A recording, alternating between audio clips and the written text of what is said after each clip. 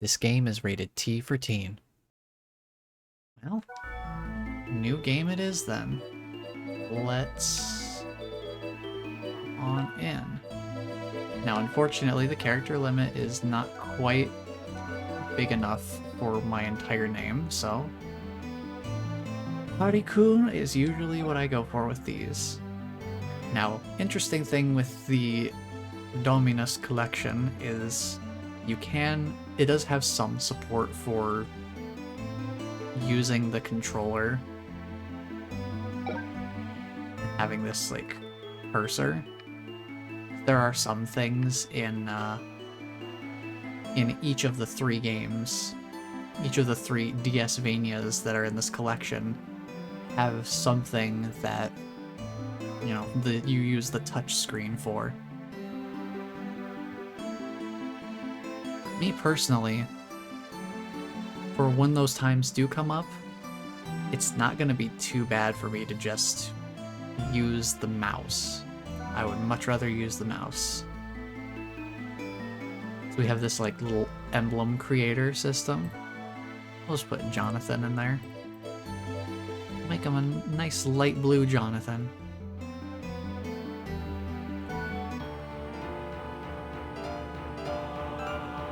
One thing that's also interesting, I'll get into after we get this title crawl here, but there are different visual layouts we can do too. For now, 1944, the world is in chaos. The Second World War has claimed millions of lives, leveled cities, destroyed nations. Yeah, because the world is in a period of great suffering, Dracula's castle has shown back up. Because when humanity despairs, Dracula's right there.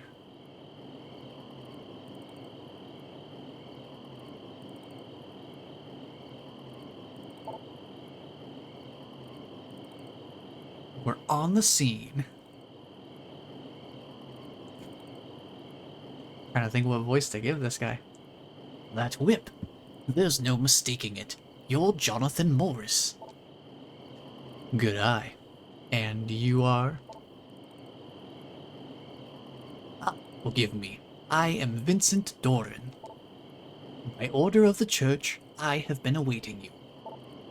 To think that the master of the legendary vampire killer would come here. A blessing indeed. Too bad he can't actually use it.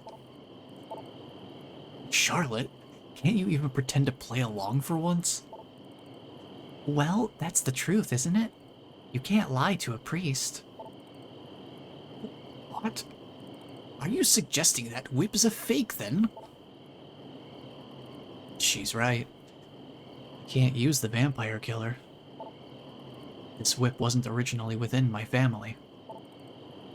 You've heard of the Belmont family, haven't you? Why, of course I have. They've used that whip for generations to destroy Dracula. And that family is related to the Morris family by blood. But doing your research, huh? Unfortunately, the fact is, we're not the true successors. But hey, no problemo. I've won every battle till now without the whip. Not one loss. Not only that, I'm here too. Yes, I was wondering about that. You are? Well, excuse me, if you're from the church, then remember this. I am Charlotte Allen. Charlotte. I've heard that name before. Charlotte.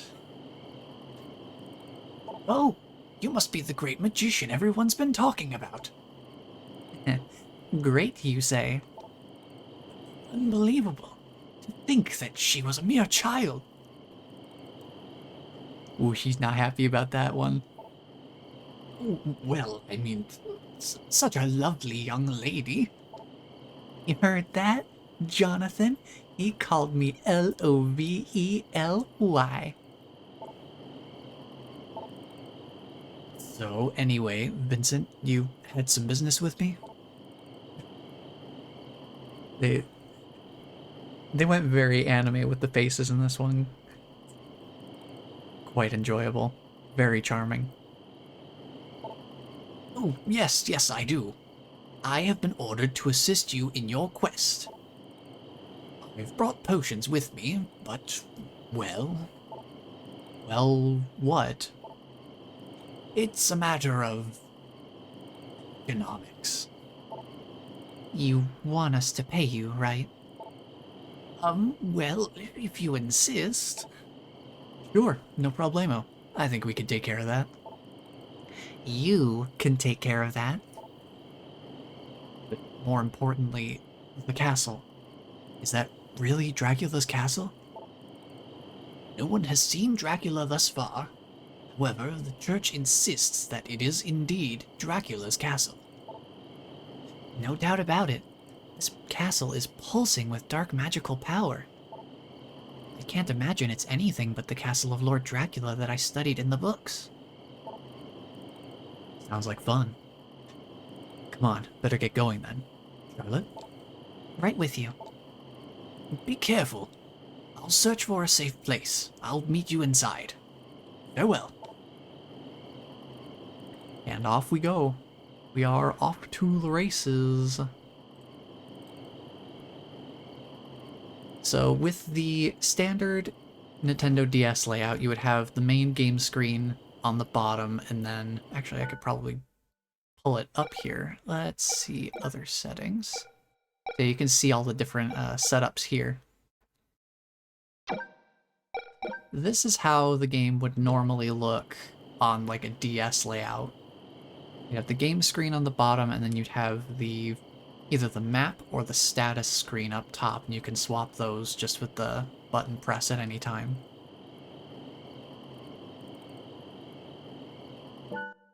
But with this particular collection here, there's a few different options for different layouts. So you can have some side-by-side types of deals here. I figure for the sake of keeping things simple, that I would just use the default layout. But just for the sake of demonstration, those other layouts do exist there. I do kind of wish there was a way to put there was a little bit more of like a customizable configuration available, where I could put those two screens on the right over on the left side, basically just like swap the layout so that the game is over toward the right and the info screens are toward the left. That would just be my personal preference. But ultimately, this still looks a lot better than having the two screens kind of like squished and stacked on top of each other in the center. Now, there is also a rewind feature, but for the sake of just not wanting to accidentally give in to temptation, I have disabled it. But it is a built-in feature that you can hold down a button to rewind the game.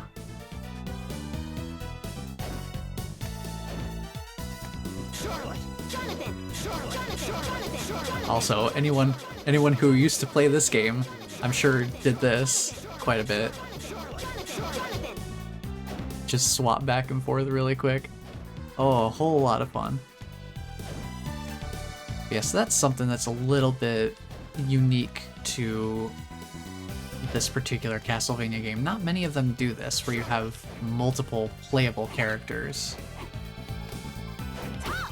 Charlotte's got a book. Honestly, probably not the best weapon. Jonathan at least has a whip to work with. But one thing that's kind of fun with having the multi-character system that this game has, you get some different puzzle mechanics like this. I can't get the bridge to open on my own. Maybe if there were two of us.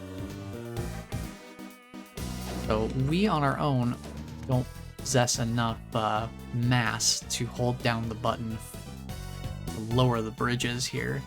So we need to call in our partner. We can press the button with our combined weight. And you can also just have them follow around and provide assistance too.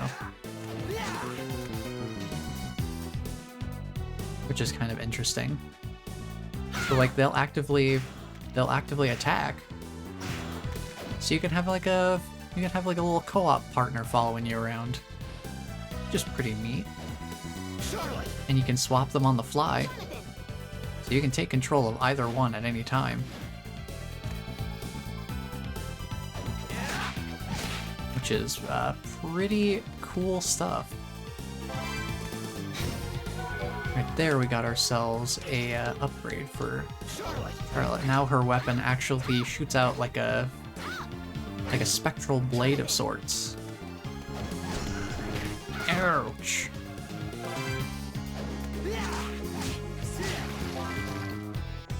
Love our wall beef jerky.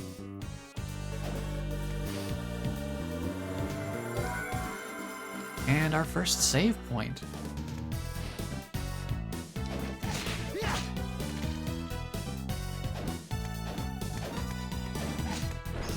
Yeah, we are using the vampire killer right now. But it's not exactly outputting what I would consider legendary amounts of damage. Uh-oh.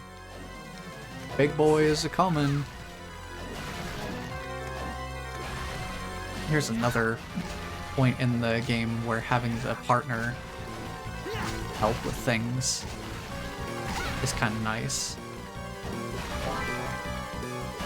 It is really handy. You can just call them in and dismiss them at any time.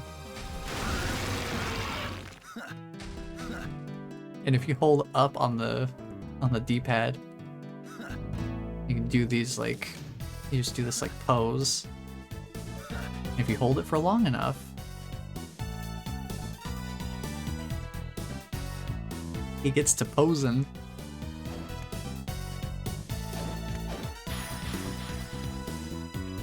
And now we have our first skill.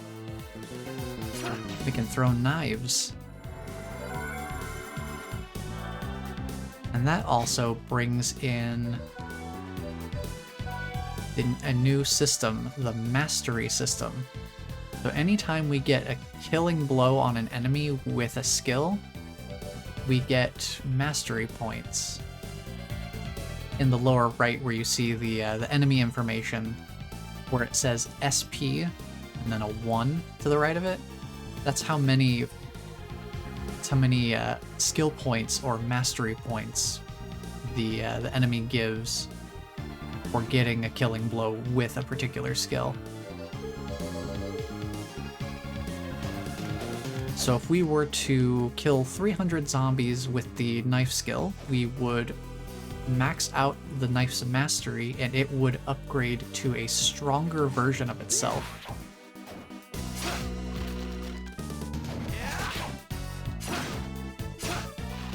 So certain skills are definitely a lot more useful than other ones. So since the knife is the only one we have right now, I'm just gonna be leveling it up as we go, because there's no reason not to, really.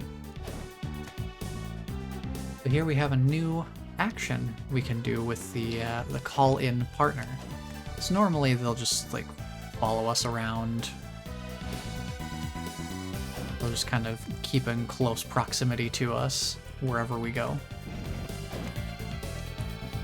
But now we can hold down and call them in, and they will stay there. Then we can push the statue with them on top, switch over to them, go on up. And if you get too far away from the partner, you saw Jonathan like teleported up. So there is like a proximity teleport system. Plus you can just dismiss them and call them back at any point anyway. That Raging Fire is a spell for Charlotte. Now the skills that Jonathan uses, you just use them, and that's that. There's nothing really more complicated to pretty much any of the skills than just you use them. Charlotte's spells work a little bit differently. It has sort of a charge meter. So different spells will take a different amount of time to charge up. There's two levels of charge, basically. There is the basic charge, which is just filling up that first bar. Raging Fire charges really quick, so it's kind of hard to see it. But there will be some spells later on that take a good chunk of time. There's one spell in particular that's really important, and it takes an incredibly long time to charge up. But it is an incredibly powerful spell for the context that it's used in. Yeah, so you can charge it up, just the basic bar, but you can also hold the charge, give it that second flashing bar, and then release it for a more powerful version of the spell. You basically have like the quick charge and the full charge. The full charge, I believe... Well, I don't know. I don't remember if the amount of charge you give it affects the amount of magic used. I suppose we could test it easily enough. Let's see, what's our magic? Maximum is 80. We cast it and we're at 62. Worth noting that Jonathan and Charlotte also have different innate skill point distributions. Charlotte's intelligence and mind are higher than Jonathan's, so she's going to recover... She'll recover magic and do more damage with magic attacks than Jonathan will. Jonathan's got better defense, strength, and constitution, so he's better at, you know, dealing and taking physical damage. Let's see, charged version of Raging Fire.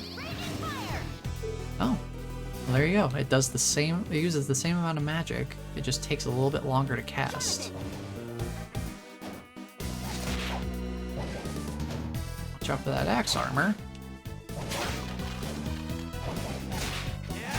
Throwing plenty of them.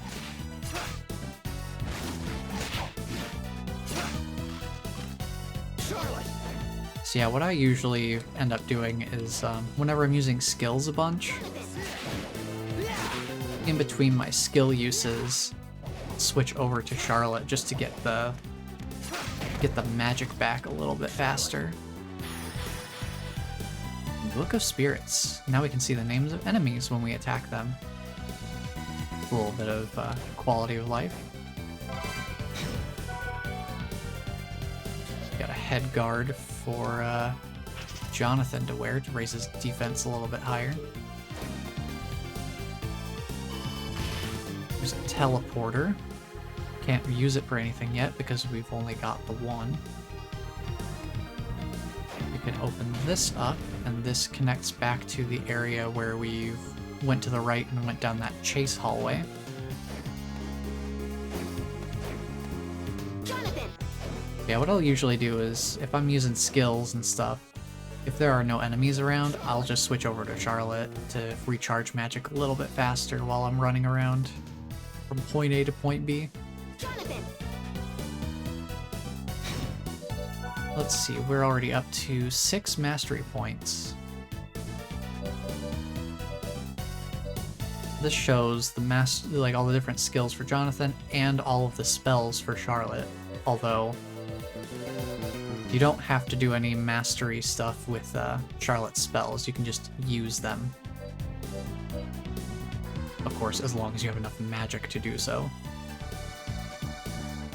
Some spells can get pretty costly.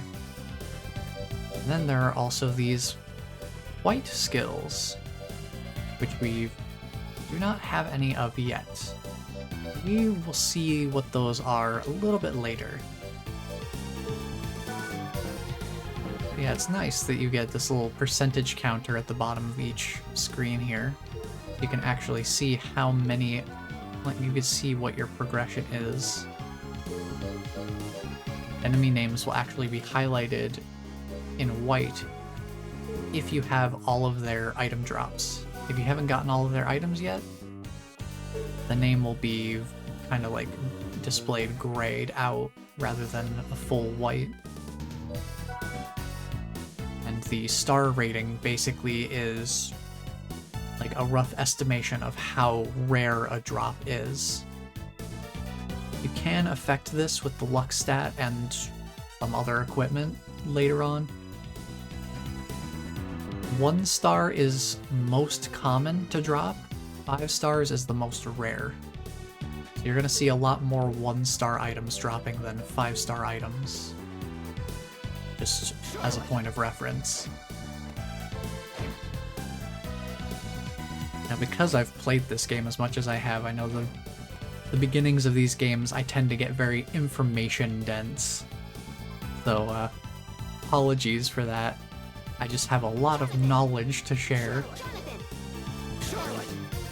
Before we head to the next room here, Charlotte's got an up animation similar to Jonathan's posing here. He's got his pose. Charlotte's got one too.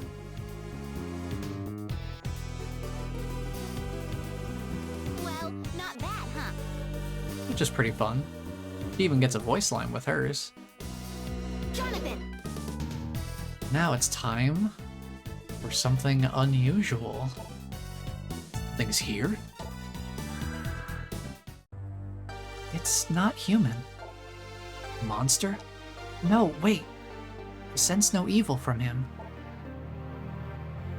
Ah, you can sense my presence. Who are you? A ghost, as you can see. Ghosts have no need for names.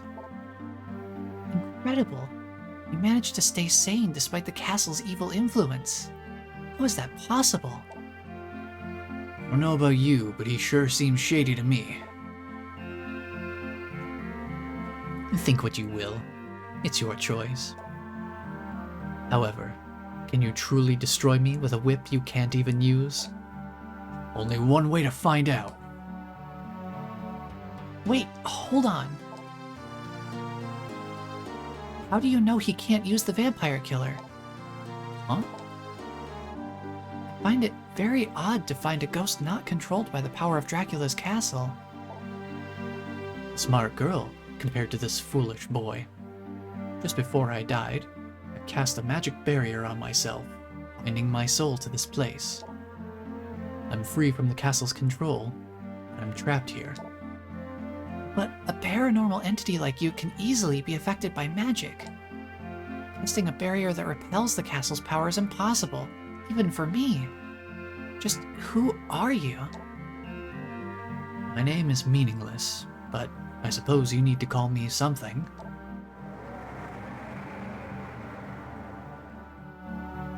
Very well. Call me Wind. Mr. Wind.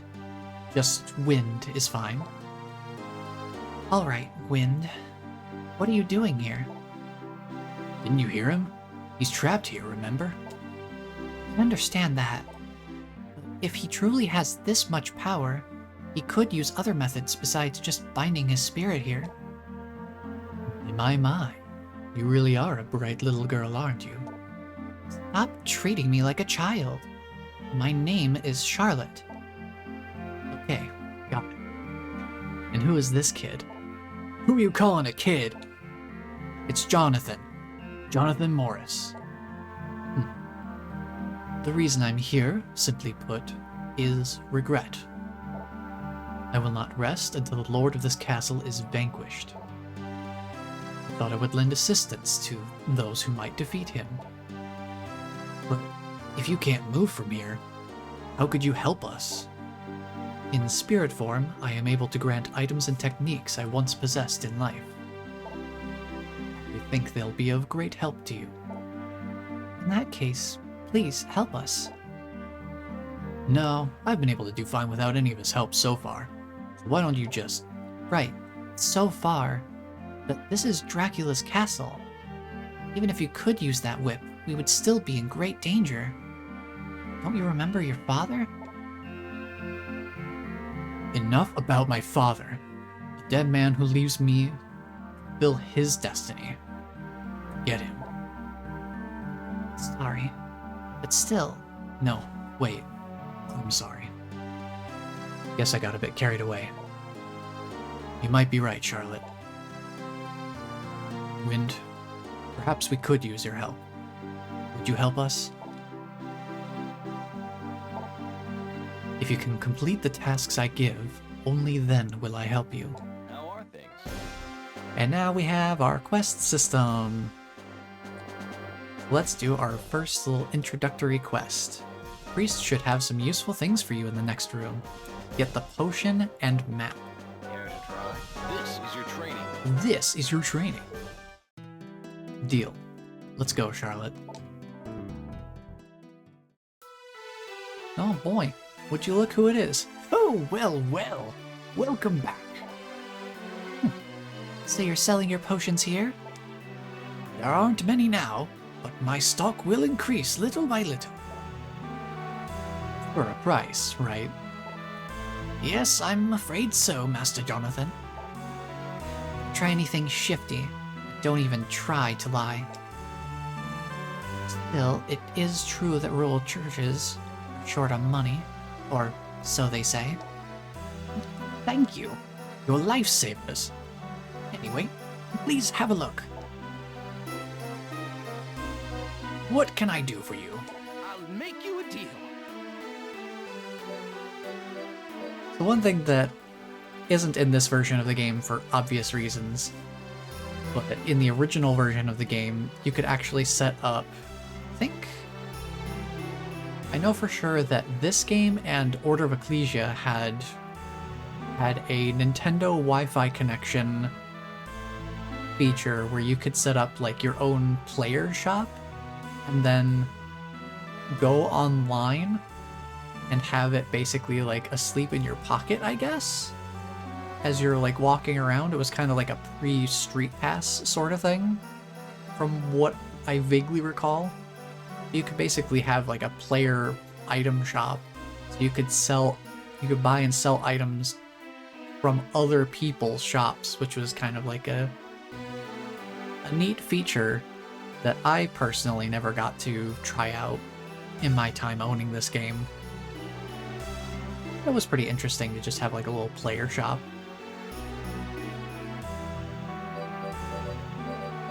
Yeah, normally that would be right below the sell option here.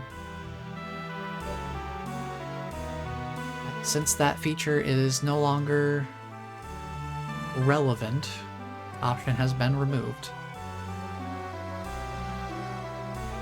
So let's see, we need to get a map for sure. Since we already have a couple of potions, the game's just checking if we have at least one potion and one Castle Map 1 in our inventory, which now we do. I don't think I'll need anything else. Money is a little bit tight to start with. We don't have a whole lot to play around with. Now for the 100% completion, and especially for the end game when you can actually grind the 200,000 gold you need for this ring. Having 2 of these mastery rings makes getting the maxed out mastery for all the skills way, way faster. Because if I remember correctly, what the master ring does is it doubles the amount of skill points you get for killing an enemy with a skill. I believe it stacks multiplicatively. I guess it would make a difference either way. It doubles. Yeah, that would make sense. It's multiplicative. So you get, if you have 2 master rings equipped at the same time, I believe you get 4 times as many skill points per skill kill. So that is hugely beneficial to the endgame grind. He also sells a couple of skills here. Now some of the skills are kind of interesting in that they have these like sweet spot conditions in a way. Like the dart here does more damage if it hits the center of the target. It's kind of a fun little extra thing. I think we'll be fine with the knife. I'm not going to worry too much about getting a bunch of different skills because I probably won't be using most of them anyway. Shuriken's pretty similar to the knife. It's just a single straight shot projectile instead of two of them, like the knife is. Rock Riot for Charlotte. I don't think I'll need that. I think I'll be fine without it. I'm just trying to think whether, nah, we won't buy anything else right now. I think we'll be plenty fine with what we start with. Yeah, I'm not gonna worry about selling anything right now.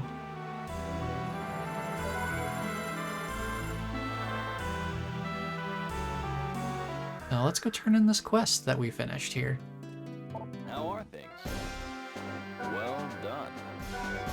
We have received Lizard Tail. We can now slide into narrow spaces. So that'll be handy almost immediately. Like literally one room to our left we can start using this. Now you should be able to advance deeper into the castle. If you complete the tasks I give you, I shall teach you even more, including magic skills. Master them, and I might entrust you with some items from my past. Sounds good to me. Oh, one more thing. Regarding this castle's lord. You mean Dracula, right? I've read books about him. Dracula isn't this castle's lord. The plot twist. So early in the story, too. What do you mean? Isn't this place named Dracula's Castle? It is indeed Dracula's castle. However, the castle's lord is a vampire by the name of Bronner.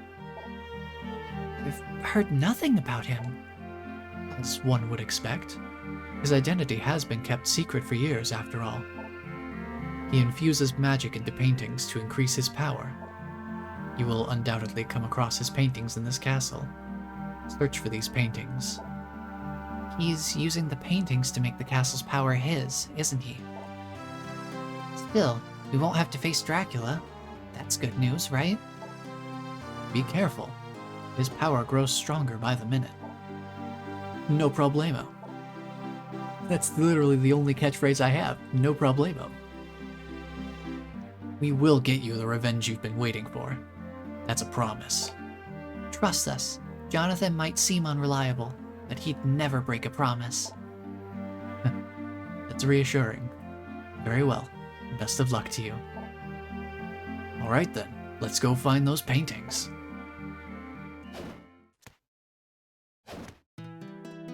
I don't know if he'll have any more quests. Okay. No more quests for us immediately. So we will come back to that a little bit later. Now we can slide through these little gaps. Let's see what's in this room. Oh boy, is that a painting? This painting, its power is incredible. Must be one of those paintings. Without a doubt. Got it. Care to share? This painting's function. Bronner is using it to control the power of the castle. Well then, let's hurry it up. Let's hurry up and rip it to shreds. Impossible. Anything we do will be pointless. From what I can tell, based on the theory of curse amplification, this picture is a multi-layer pseudo-space barrier. Kind of paranormal phenomenon. Okay. And what's that mean in human language?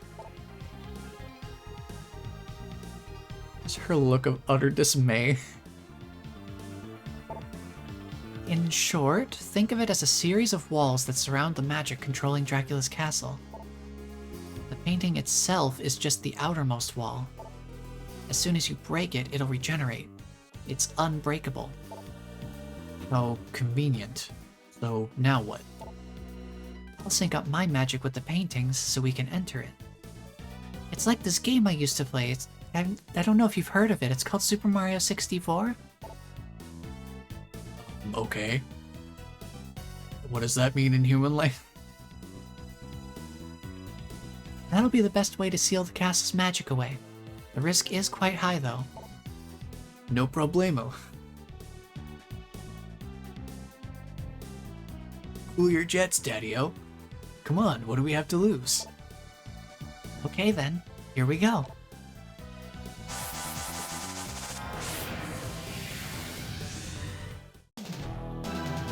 So we're in the painting now. Here, the vision of the artist is fully realized, literally.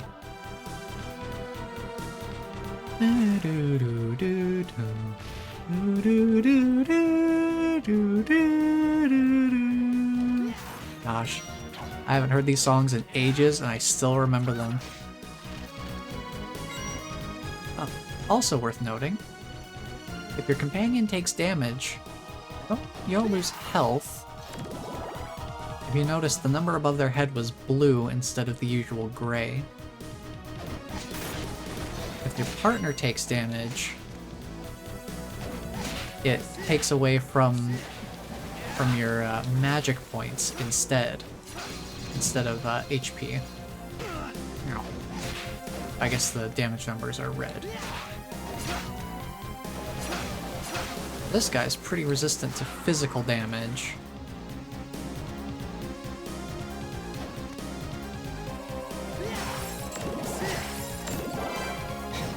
Clover Tiara. That is something that is Charlotte specific.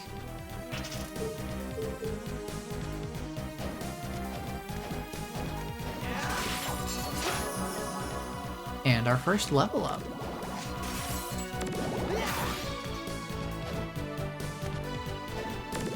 So this Castlevania game, since it doesn't have like the classic hearts system for sub-weapons, hearts are used as they basically give you a little bit of your magic points back. You can see it kind of like bumps up the green magic bar up there whenever I pick up a heart.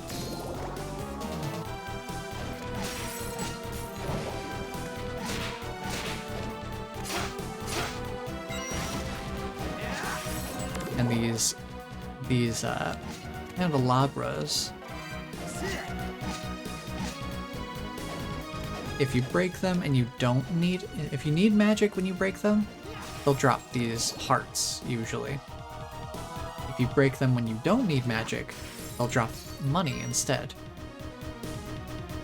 So one of the simplest ways to grind for money is just doing this. Just transition between screens, break the candle. You can get some decent cash that way for early on. We're already up to 2,000 gold already.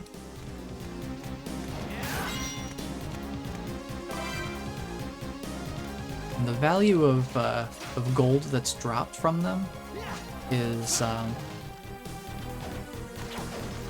usually random. I think there are some specific ones. There's some specific like candle sources that have a fixed chance of spawning certain cash values, but those are usually very few and far between. So it's not a very common occurrence by any means.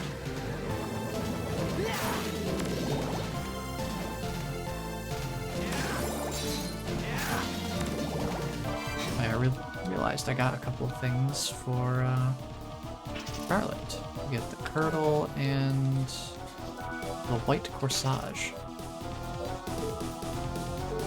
Now there are some items that both Jonathan and Charlotte can wear, but a good portion of equipment will be character specific. So only one or the other character will be able to equip them. Like, Jonathan's not squeezing into a leather corset anytime soon. Increases defense, lowers intelligence. No thanks.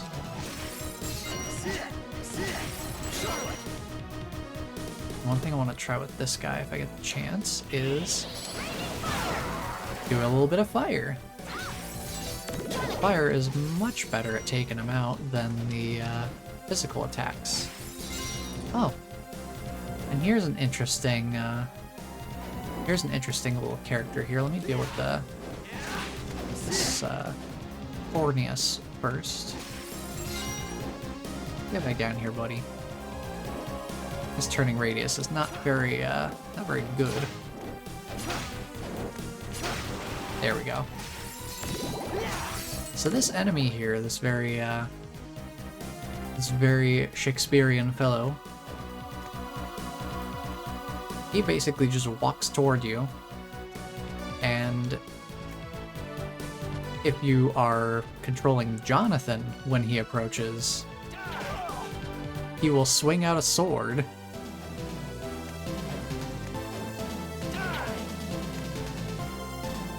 But if you're playing as Charlotte, he just goes like, "I love you." Oh no! This line is great. It's that delivery. "I love you. Don't reject me." This guy's great. And if Jonathan shows up, he's just like, "Die!" He's a fun dude. He's one of very few enemies that actually does this. That has like a very character-specific reaction, but it's really funny. He just doesn't care. I love you.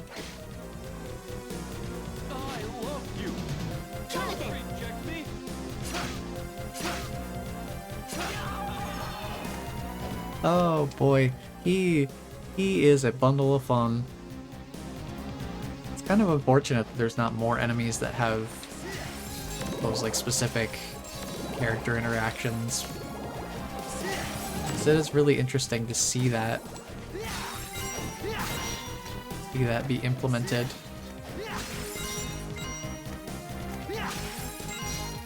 I think there's only really like one other major interaction I can think of, and it's more so related to an enemy's attack rather than the way that they react to the player character in general. But that won't be for a little bit. Ow. Do I have an overhead attacking weapon? Will in a second.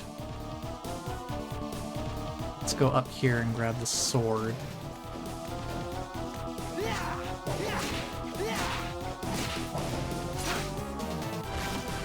Dodge this guy. Grab this claymore.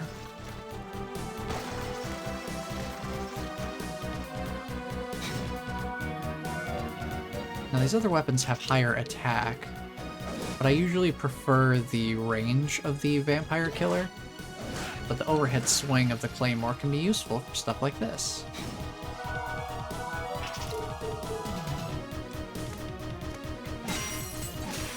We can head down here and see what's going on. There is a student witch. She's going. Look out!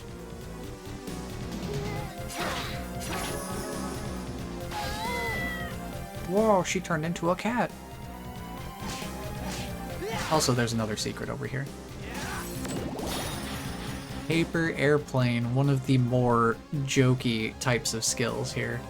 Not terribly intimidating, but just might put someone's eye out.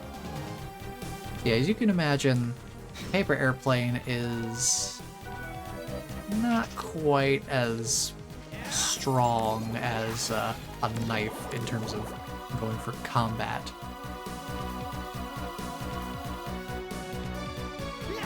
But it is still an option. I mean, it's just that simple. You just throw a paper airplane. It goes, you know, relatively... It has a relatively straight flight path, so it's pretty predictable.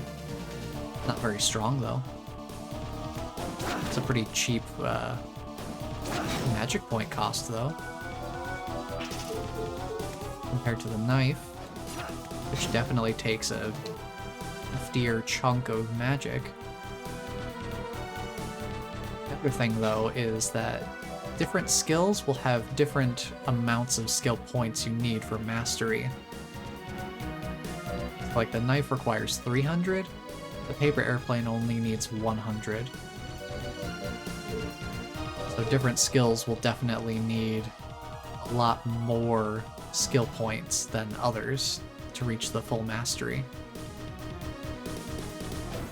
But I wouldn't worry too much about grinding out mastery points until pretty close to the end of the game. There's a good spot for farming those up. I remember the exact spot that I usually use for farming. We'll get there eventually. First, there's a little bit of an environmental puzzle here.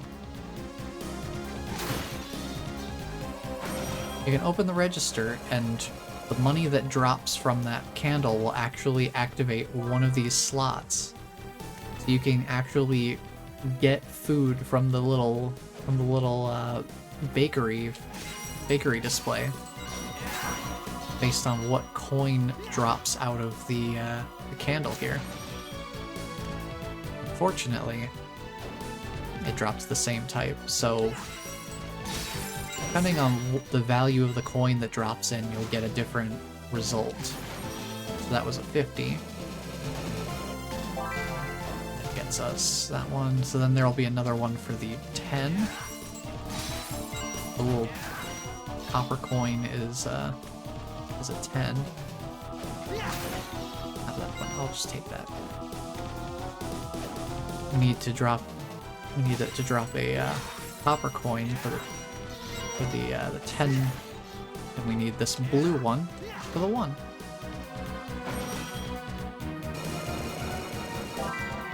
Now, in all of my time playing, I don't think I've ever gotten those 2 on the far right.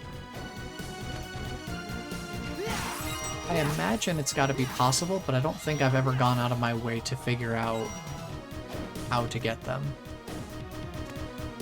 I imagine it's probably... I don't know.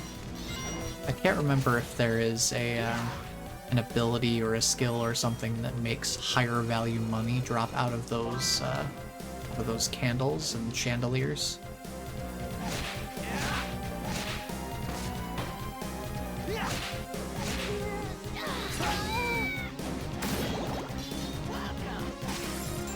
Oh, look who it is! Welcome! Skeleton bartender. Check him out. That one's for you! This one's for you! That one's for you! So I think each of those drinks has a different effect. Oh, nice, we got his drop. A tropical sundae. And the cream pie, a throwing weapon aimed at an enemy's face for psychological damage. The other of the 2 more sort of comical skills. It doesn't have very much distance on it, mostly just arcs downward. You have to get a little bit closer to an enemy to use it. It is also in the same vein as the paper airplane. It only requires 100. It only requires 100 skill points to master it.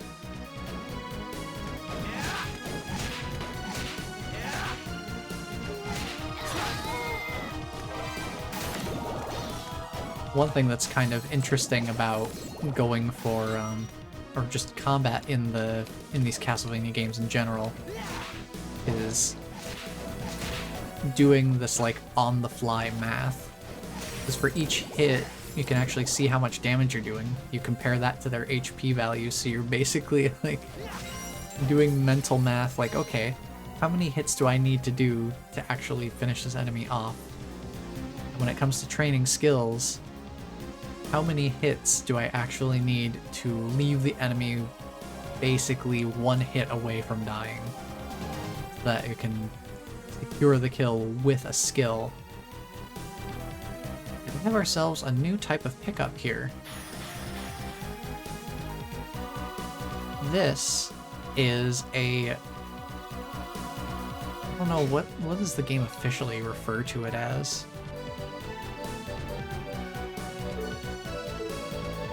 Let's see, what does the game call it? The Dual Crush. Yeah, I don't think I would have remembered that. Basically what these are is... You can see how my magic bar is now very vividly flashing. That means that I have enough magic points available to use the currently equipped Dual Crush. Let's test it out on this axe armor. It's basically just both go in, do a bunch of attacks. It's not super great, but it certainly is interesting to have early on. Certainly nothing wrong. It's better than having nothing, I suppose.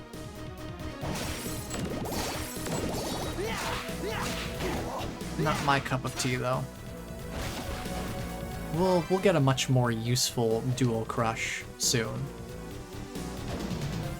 Yeah, so if I use the knife a couple of times, you see now the bar is green because I do not have enough magic for the Dual Crush until it's about halfway through. So as you can imagine, different Dual Crushes will require different amounts of magic to actually be able to use them. Castlevania games are usually pretty good about having relatively logical correlations between magic cost and general skill power. Usually, the more powerful a skill or a spell is, the more magic it's going to cost.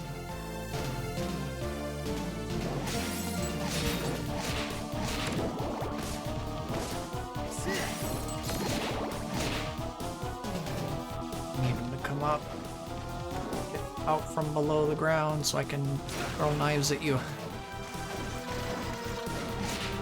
Gotta watch out for this guy.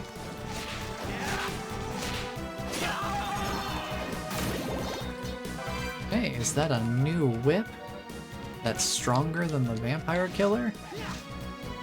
It is also visually different and makes a bit of a softer sound.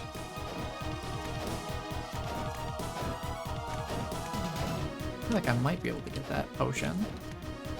There we go. It's a bit of a precise jump. But I'd rather grab it early and not have to worry about coming back here. Another level up.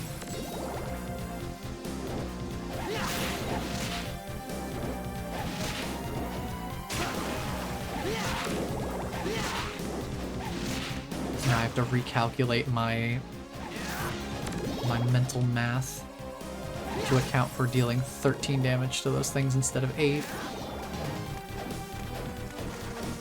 Let's pop in here. Now we have another teleporter. We could go back to the beginning of the area if we wanted to. You know what, actually? Real quick, I'm gonna go check and see if Wind has any more quests for us.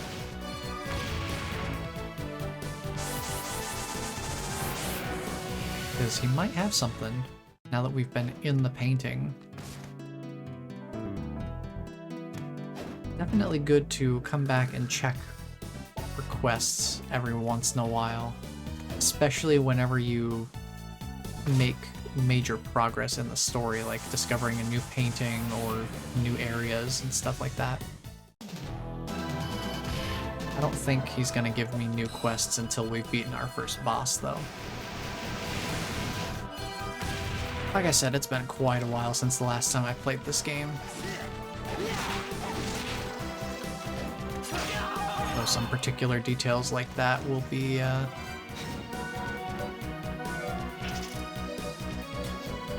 not as immediately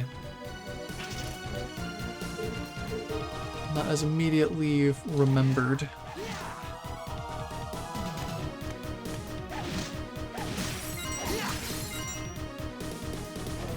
But over here we have Holy Lightning, which is a much better dual crush overall than the rush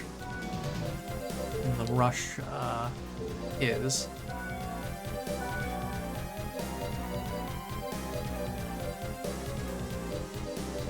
The only thing that's a little bit tricky is they don't list the specific magic cost anywhere. I feel like since the bar isn't flashing, we don't even have enough total magic. We literally do not have enough maximum magic to be able to even cast the Holy Lightning Dual Crush.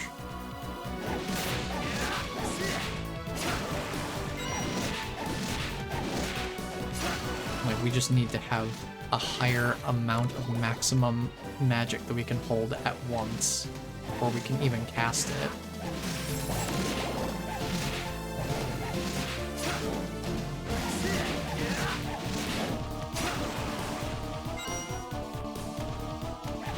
And we'll get there eventually.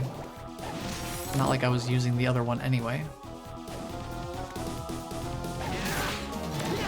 Look who it is. The Peeping Eye has a 5-star item drop. For anyone who's familiar with other games that the Peeping Eye is in, you might have an idea of what that item could be. Since we're not going to be grinding for it,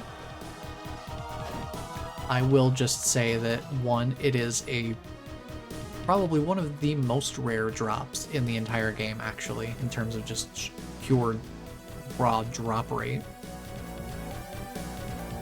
It is a very useful item, especially for a first time playing through the game. It is the monocle. It is like a specific. It's an item that you can equip to yourself that reveals breakable walls with like some pulsing circles whenever they're on screen. Have you in the cart, and we'll switch over.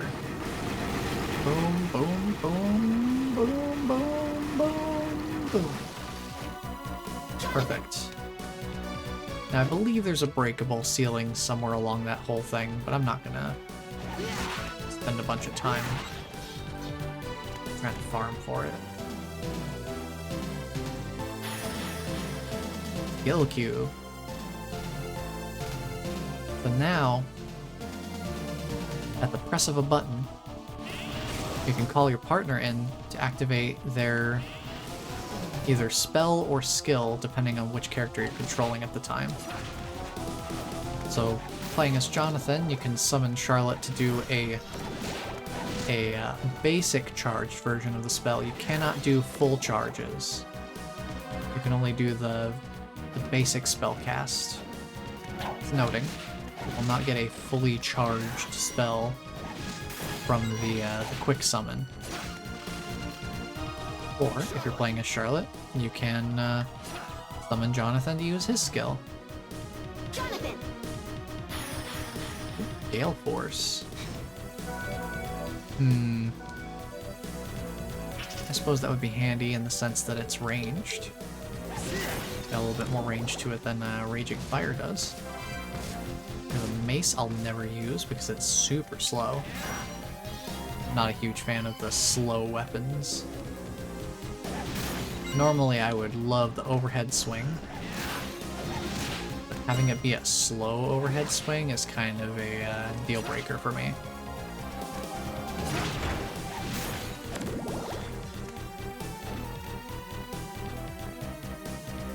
I would rather have something that I can make steady, straightforward attacks with.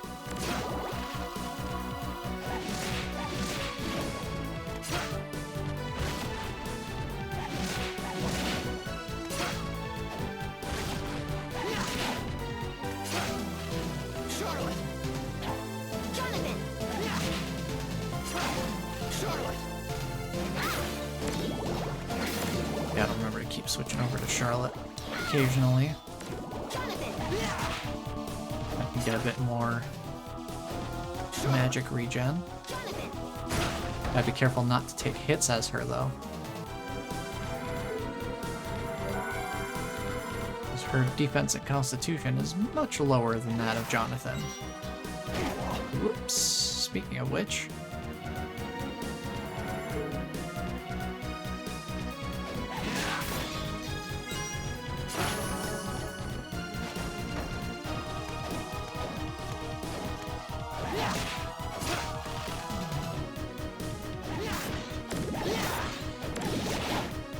one technique that's kind of useful to have is...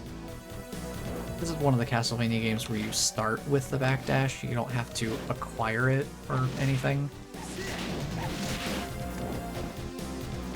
One technique that can be very useful to learn early on and just kind of get used to is being able to cancel out of your attack animations by backdashing.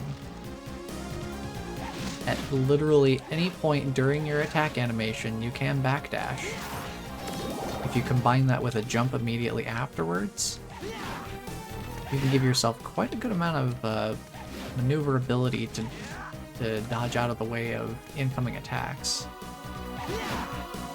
If you've either misspaced or mistimed your attack, or if you're trying to be greedy and get an extra hit in between enemy attacks.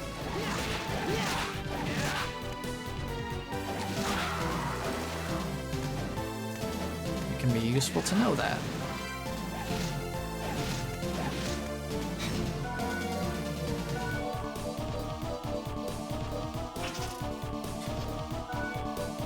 Let's see here, anything useful? No.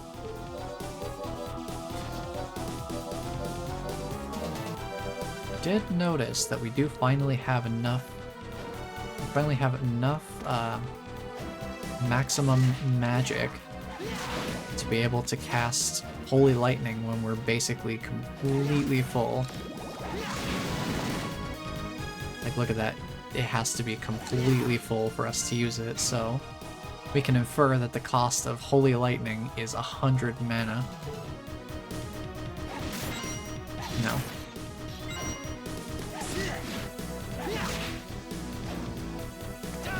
Don't you dare.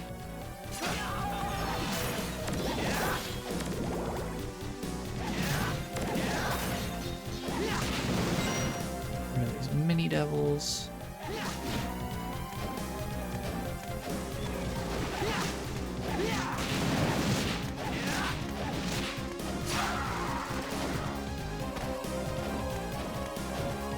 Let's see, there's breakable ceiling here. And some more money. The Nun's Shoes. In addition to giving us a couple of extra mind points. Scarlet. That is also used for a quest later. Not for a little while yet. I don't remember where we get the other pieces of that set, but there are other pieces of the nun outfit that we can grab later on.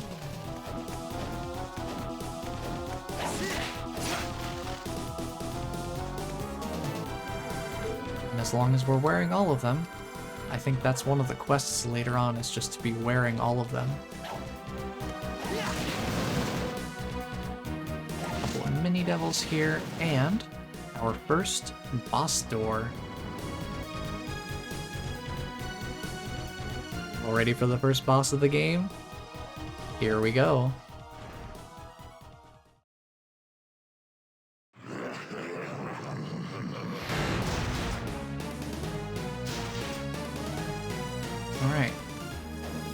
So hitting the stone body, you can imagine, doesn't really do much of anything. Ugh. At least not without dealing quite a beating.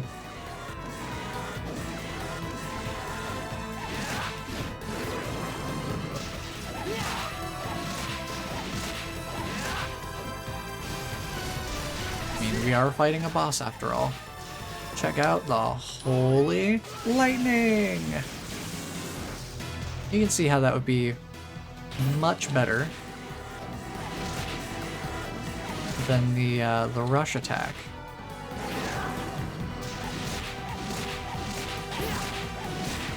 Oop. Yeah, you do not want to get hit by those attacks. Those things hurt. And that is why there's a save point literally right before the boss room. For that exact reason.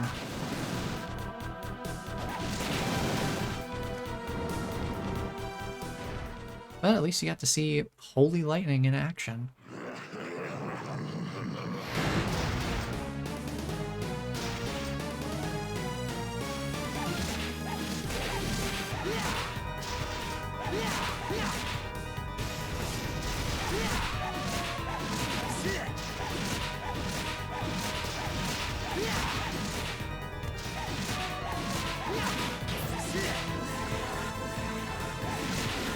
Yeah, I should just focus on dodging there.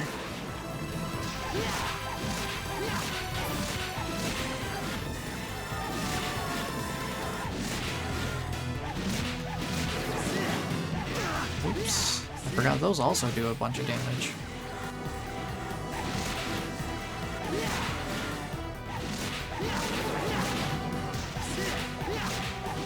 I think as long as I'm on the ground, he's gonna keep doing this. Yeah, he's good as dead. If you manage to get a final hit on him with a skill, you do get 40 skill points. Potentially worth going for if you want to go out of your way to do it. Phew, that monster just now seemed to be the core of the magic energy. Meaning Bronner can't use the castle's power now? No, not quite. His control of the castle's power has decreased a bit, but... Decreased a bit? I think there's something else. My, oh my. I knew I smelled something. Seems like some maggots got inside. A vampire? My, such attitude. You dare disrespect somebody of my caliber? I am a lady, Lady Loretta. You probably think your little victory has weakened us a bit. However, I do have some tragic news for you. This wasn't the only one of Father's paintings. I know that. I can obviously tell by sensing the movement of the magical energy. What an amusing sight. A child who fancies herself an adult. Let's take her, Charlotte. Right with you.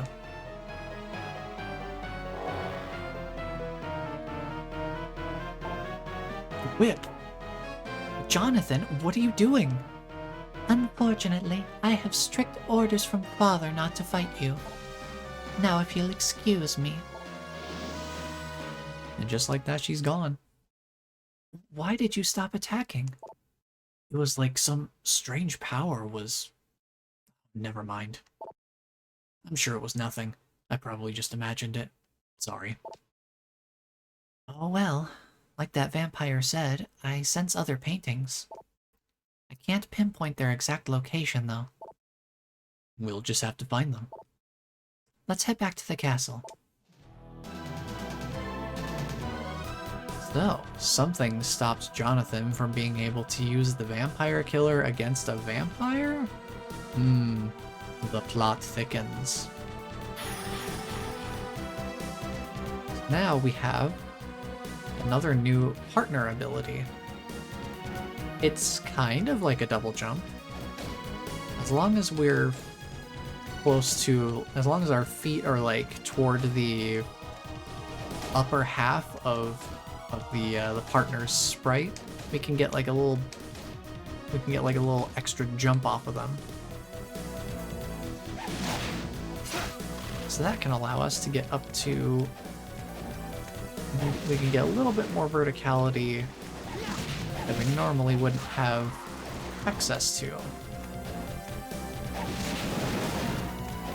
And here, we can't get up there unless we partner jump.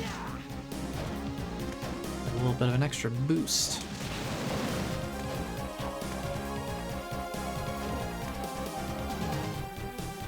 This is something we'll have to come back to later. There's something that looks kind of like a sword over there. You can see it just to the left of me there. I can't recall. Yes, we can. We can leave markers on the map here. We'll do that. Just a nice little marker. So we can come back to that later. Doesn't show up on either one, okay. It would be more helpful to have the marker if I could actually see the marker on the map, on the heads-up display here. But, oh well. At least we have it marked, we can see it in the pause menu. Nothing else. Yeah, we have the thick glasses, too. Oh, and this cape. Let's see, thick glasses give more intelligence. Lowers our mind, though. I can't remember.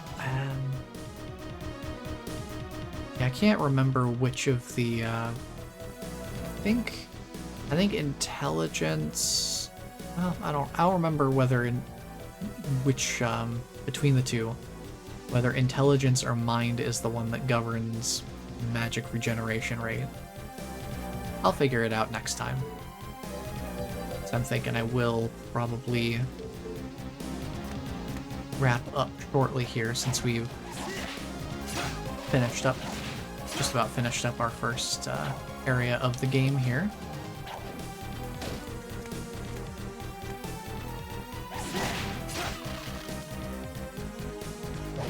There's not much more for us to see here.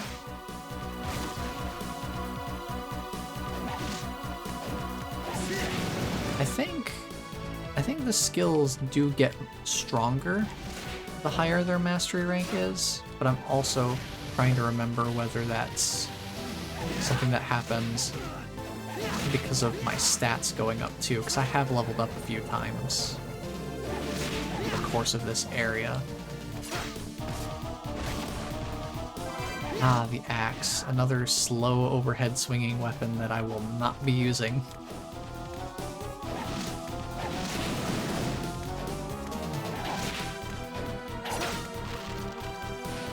Let's see, we have the Moonwalkers.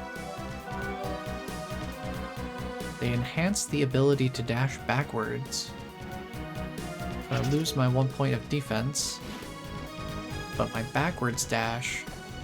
Let's see, if I line up against this wall here, without the Moonwalkers on, I just barely don't make it to the drop-down platform.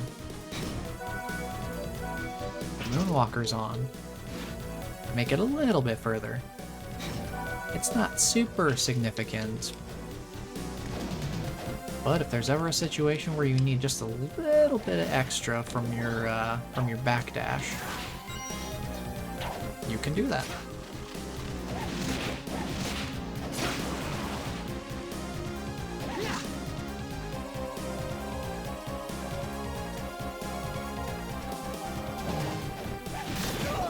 Accidentally moved the right stick while the cursor showed up there. I don't think there's anything else really around. Recall anyway. Even if there is, it's not hugely critical since we're not going for 100% or anything like that. Try to get rid of these guys more immediately because They like to summon projectiles and just generally be a bit of a pain.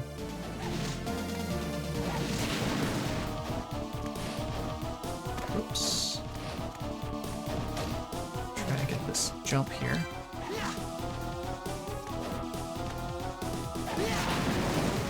Oh hey, a tonic. So potions restore life, tonics restore magic.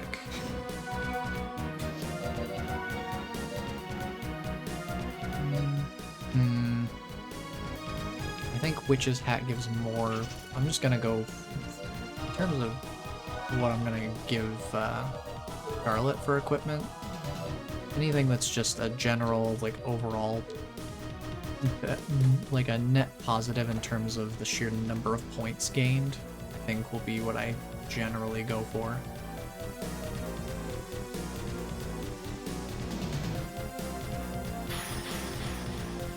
Another unlocked partner action. Can't push this alone, but we can push it together. And that leads us back to a teleporter, which would then lead us... We can use that to go back to the very beginning of the area.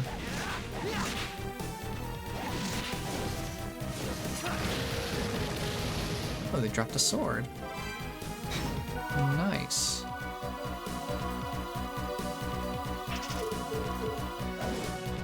Ah, it's another slow overhead swinger, though.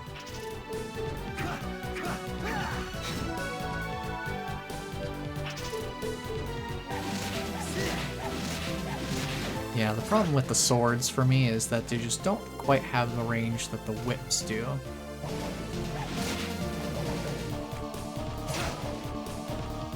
Oh, I'm not gonna be able to use skills here. They're throwing too many axes.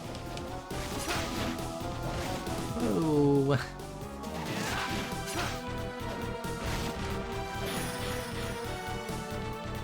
So this is one of the other types of spells that Charlotte can learn. There's generally like 2 different types of spells that she's kind of got in her repertoire. She's got like attack and utility. Up until now, we've basically... Raging Fire and Gale Force are very much attack-based. But boost Constitution temporarily? It's something. Get yourself a little bit of... You can see the blue plus numbers in the stats screen on the right. That'll show the effects of the spell. You can dismiss the spell early by doing the same thing you would do to cast it, just like hold up and press attack. If you charge it, you get a better... You get more stats. Looks like twice as much defense and 3 times as much constitution? Or was it... No, it's just double, okay. Yeah, twice as much of a boost. But if you switch characters, that boost goes away. So if you want that constitution boost on Jonathan, you're only gonna get the basic version. Not too bad, though. It can be handy in a pinch. And it's a relatively inexpensive spell.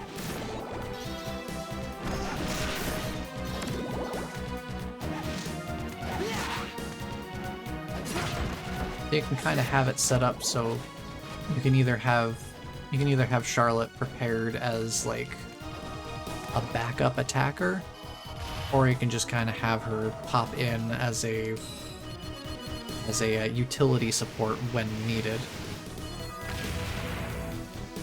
Once we get a healing spell for her later, that will definitely be that'll definitely be like my go-to. Just being able to heal on command is pretty comfy to have. So let's see, we have a new quest. Go to the butcher in town and punch some meat to get ground meat. This is your training. So for this, I'll make you a deal. we will need... Let's get the castle map. We will need the brass knuckles. Thank you. And we will need to go back to town. May as well save real quick. Just in case.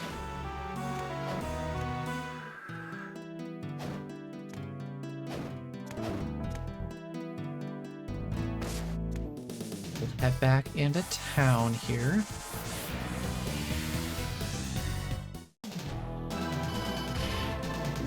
Let's see, we need to go this way. Just need to push our way back through the area here. I didn't point it out specifically earlier, but we did pass through a room that had some meat hanging off of some hooks. This room right here. You see how we can like, you can like interact with it? Well, if we take the brass knuckles,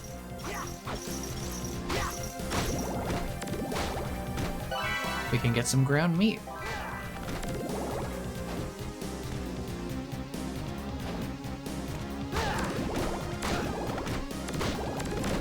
It's only for that specific quest, though.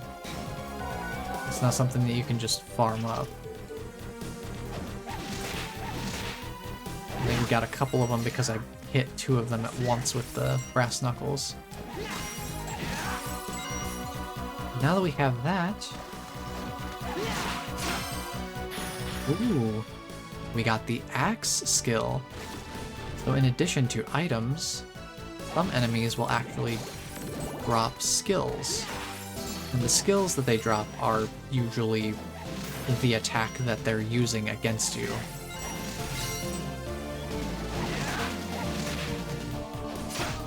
In some form or another. It either is an attack that they're using against you or something very thematically appropriate to what enemy they are. Can't remember if there's anything that is like beyond the attack that they're using against you. But let's turn this quest in. How are things? Well done. We got the bullet punch. If I do that... I'm curious, does this work? How are things? Yo, they left the quest dupe glitch in the game. They did not patch this. Awesome. So, for those who may not know, there is a bit of an exploit that you can do with the quest system where when you go to turn in the quest, you press A Excellent. until you get to the screen that says you received this item, like bullet punch received. Instead of pressing A to finish turning in the quest, if you press the start button, you cancel out of the menu, but now I have 2 bullet punches. Now bullet punch is, you know, it's a punching attack. It's not exactly something that I would actively choose to use. I'll make you a deal. You can sell it for 2,500 gold. So, if you really want to, if you finish a quest that gives a high value item, you can just duplicate it using that quest turn-in glitch and just basically print yourself infinite money if you want to. Since we're not going for 100%, I'm not going to be making use of this, and I'm not even going to sell the duplicates that I've gotten.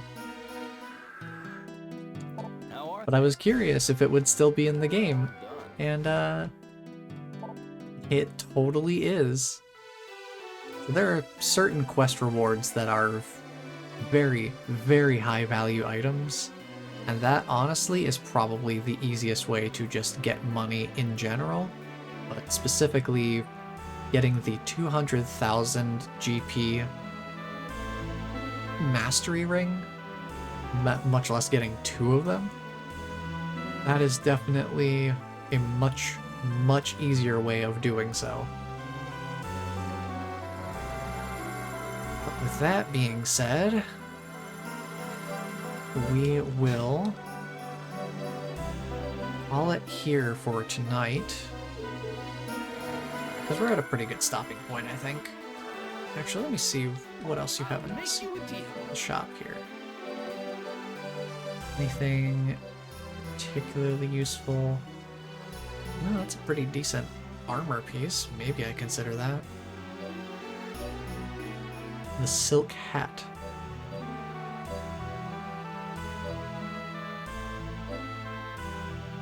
Definitely some interesting stuff here. We have some new items, but also some new skills. Oh, the shuriken's different from the Yagyu shuriken. Okay, so the shuriken, I think it throws 3 projectiles, and they kind of appear on the ground in front of you wherever they land.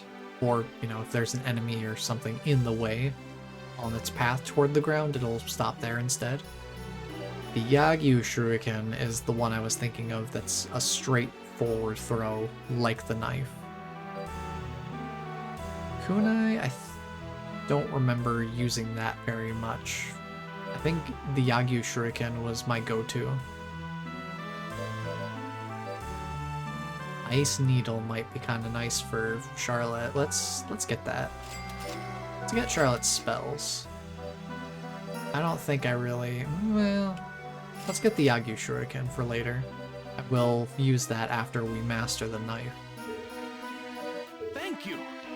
Let me pop back out of the room so I can hit the save again. How are we doing on the... We're almost a third of the way done with mastering the knife. Now notice the axe has 1,000 skill points needed to master. You're gonna see a lot of that in the skill menu. The skill menu is definitely there's a lot more skills, like the Yagyu shuriken also has 1,000. You're gonna see a lot of 1,000s. I think some of them might even go up to 2 or 3,000? I can't remember, but we're gonna see a lot of 1,000s for sure. So once we're done with the knife, we'll be swapping over to the Yagyu shuriken because it is my bread and butter. And it'll keep us busy for quite a while with a 1,000 skill point requirement to master it.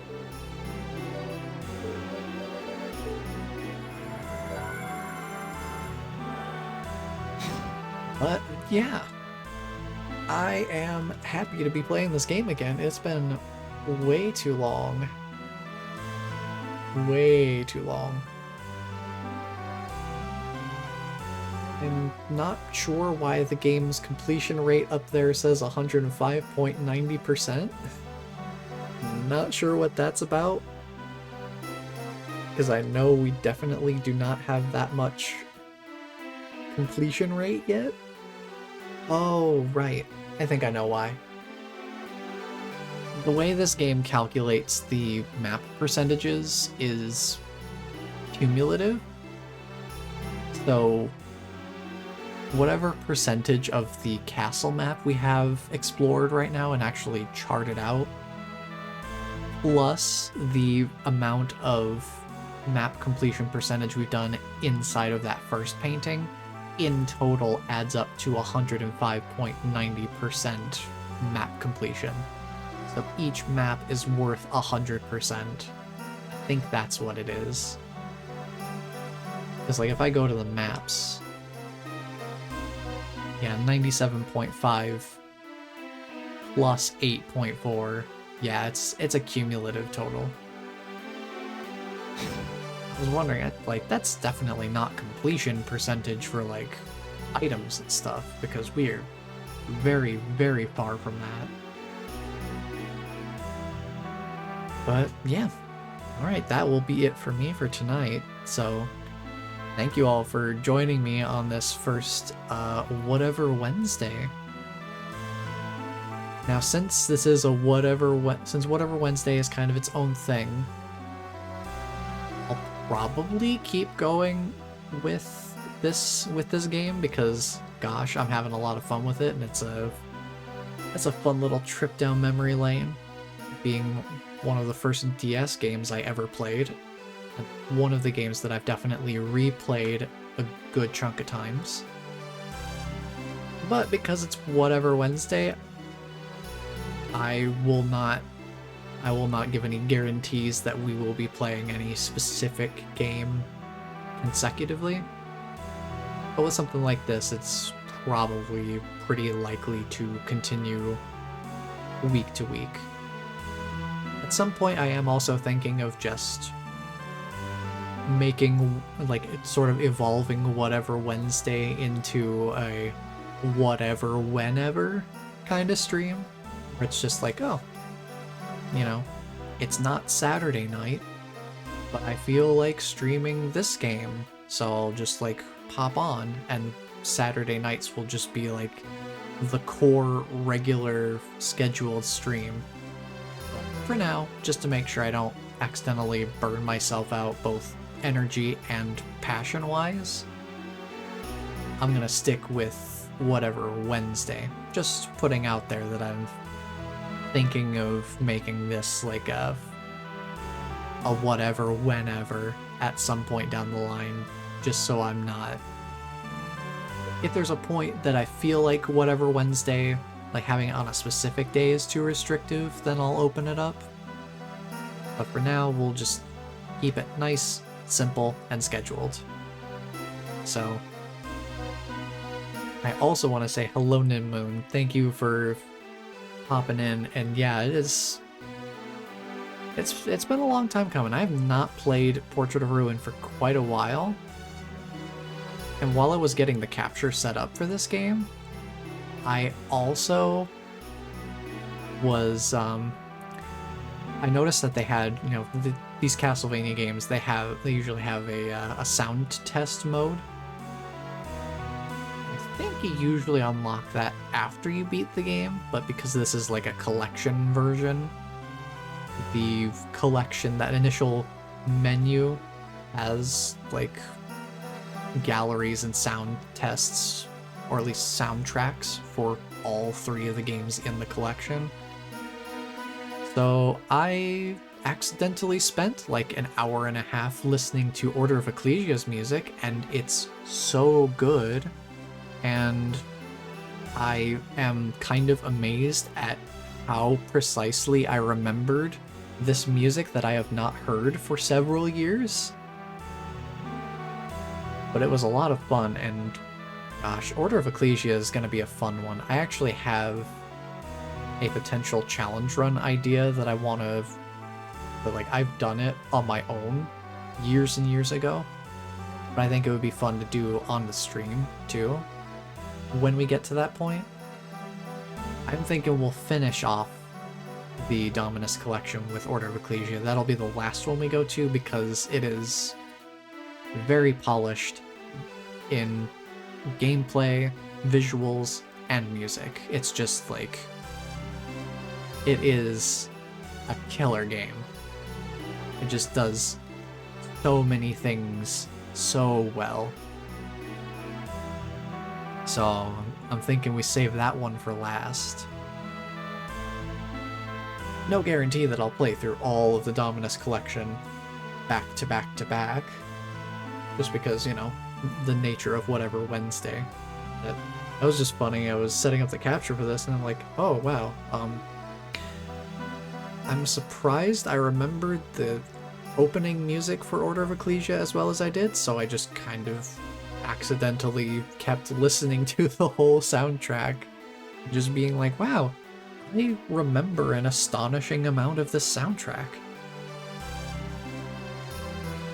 That'll be fun when we get to that point, because Order of Ecclesia definitely has very, very melodically strong music, and very, very thematically strong. So that'll be really fun. This game, though, very cozy, very nostalgic for me. It'll be fun revisiting the old stomping grounds, especially toward the end of the game where I've got my skill point farming area. But probably won't be making use of it, but I'll at least get to show that off later. But yeah, I think I'm gonna wrap up here for tonight, since that's a pretty good spot to wrap up at. So, whatever Wednesday has been officially inaugurated, so for the foreseeable future, every Wednesday, I'm calling it whatever Wednesday just because it's after my work shift on a Wednesday, so for me it still holds the continuity of Wednesday, even though it's technically Thursday in my time zone. But whatever Wednesday sounds better. So, logistics be darned, semantics be darned. I'm calling it whatever Wednesday because it just sounds better. Yeah, no guarantees on what games will be coming up, but this is definitely going to be a very strong contender for continuation, for sure. Like, this will generally be the game plan unless something else really just, like, crops up and speaks to me incredibly loudly, because Portrait of Ruin is already going to be really highly prioritized. But thank you all for being here and hanging out. More whatever Wednesday in the future. But I'm gonna have to get used to alternating between whatever Wednesday and having the core Saturday streams. They're gonna be like, you know, going back and forth between each other. So I will be back on Saturday with more Silent Hill 2 Remake. Looking forward to that, because we're in the Labyrinth now. And there's,